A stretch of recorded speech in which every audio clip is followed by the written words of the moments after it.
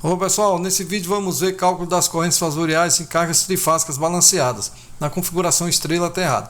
Existem diversos tipos de carga, né? Cargas monofásicas, carga bifásica, carga trifásica. Só que a carga trifásica ela é um conjunto de cargas monofásicas, tá? E ela tem dois tipos de conexões, conexão em estrela e conexão em triângulo.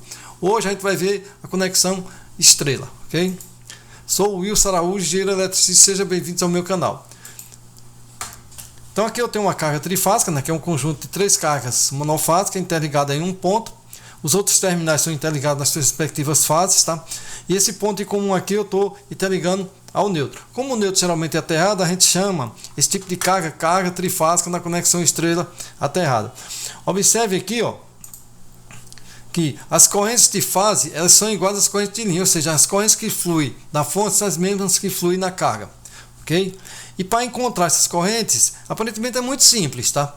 Por quê? Porque como eu tenho cada carga aqui, cada conjunto de carga conectada em uma fase, né? No barramento aqui na fase A, na fase B, na fase C, em um ponto em comum, ou seja, para encontrar correntes é só pegar a sua tensão de fase em cada carga, né? Carga monofásica aqui e dividir pela impedância. Só que nesse caso específico aqui eu não tenho a impedância, eu tenho a potência e o fator de potência. Okay? Então a gente vai utilizar a potência e o fator de potência para encontrar essas correntes, já que eu não tenho as impedâncias dessa carga.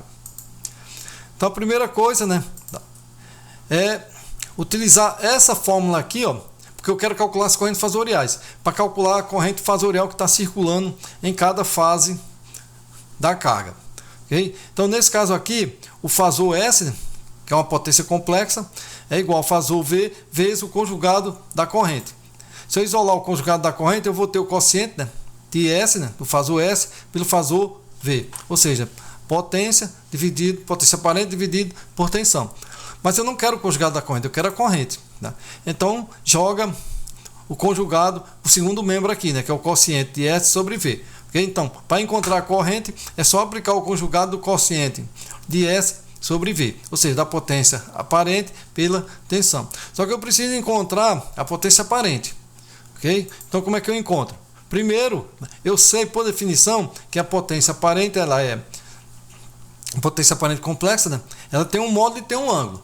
O módulo é muito simples de encontrar, já que eu tenho a potência e tenho um fator de potência, é só dividir. Pego a potência em watts e divido pelo fator de potência que eu encontro o módulo da potência aparente, que é esse valor aqui. Né? E o ângulo, como eu tenho um fator de potência da carga, é só aplicar o arco cosseno ou cosseno a menos 1. Você encontra o ângulo. Então vamos resolver o problema agora, ok? Então, definindo, tá? Como eu falei para vocês, cada conjunto de carga aqui ela está conectada nas suas respectivas fases, né, em relação ao neutro. Então, definindo a tensão da fase A, né, já que o barramento é 220, tensão de linha, barra 127, né, então 127 é a tensão de fase. Então, definindo a tensão da fase A, né, com 127, a referência 0 grau, né, geralmente a tensão da fase A a gente toma com referência 0 grau, a tensão da fase B, módulo igual, né, 127, ângulo menos 120 graus e VCN, módulo 127, né, ângulo 120 graus. Então eu já tenho definido as tensões das fases. Agora eu vou encontrar o módulo da potência aparente. É só dividir a potência ativa pelo fator de potência. Então pega 22.000 watts, né, que é 22 kW, e divide por 0,87, e aproximadamente 25.287,4 VA. Agora eu encontro o ângulo. Como eu tenho um fator de potência, né, é só aplicar o arco cosseno. O arco cosseno de 0,87 é igual a 29,5, aproximadamente 29,5 graus. Ou o cosseno é menos 1, né? Lembrando que a calculadora tem que estar no modo graus. Então aqui eu encontrei a potência total aparente da carga. Okay? Vai ser S e o ângulo. S, o módulo da potência aparente, né, que é o S que a gente acabou de calcular aqui, 25.287,4, e o ângulo 29,5 VA. Okay? Agora olha bem, ó. Tá. Eu sei que a corrente em cada fase vai ser a potência por fase, dividido pela tensão por fase. Tá? Só que essa potência aqui é a potência total. Como as impedâncias são iguais, então eu só pego 1/3 da potência. Okay? Ou seja, eu pego a potência total que eu calculei, que é esse valor aqui, ó, e vou dividir por 3. Aí divido pela tensão de cada fase e encontro a corrente por fase. Então no caso aqui, IA, né? IAY, porque a conexão é estrela, então vai ser 1/3 da potência dividido pela tensão de fase.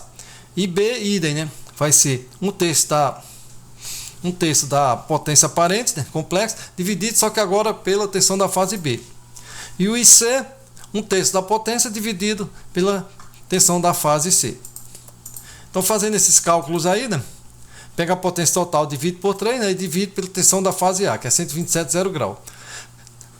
Não esquecer, né, que eu tenho que aplicar aqui o conjugado, tá? Então, divide aqui, né, que dá 84, 29,1, né, 29,5, 127,0 graus. Tirando, aplicando o conjugado aqui, né? A gente sabe que o conjugado é só trocar o sinal do ângulo, né? Então 84, 29,1, isso aqui é uma propriedade dos números complexos. Então y vai ser 84, 29,1 e o ângulo menos 29,5 graus. E o conjugado de 0 a 0.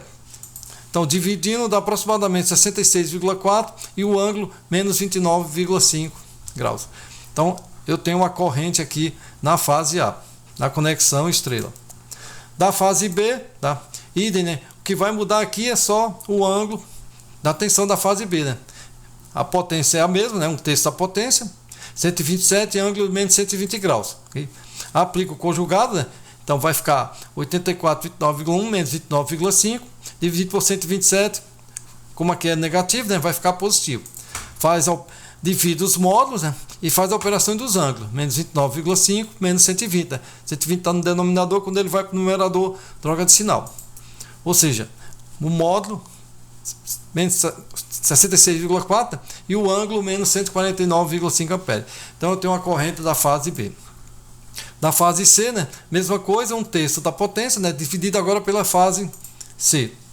Pela tensão da fase C, ou seja, 84,9,1, né, ângulo 29,5, e a tensão da fase C, 127, 120 graus.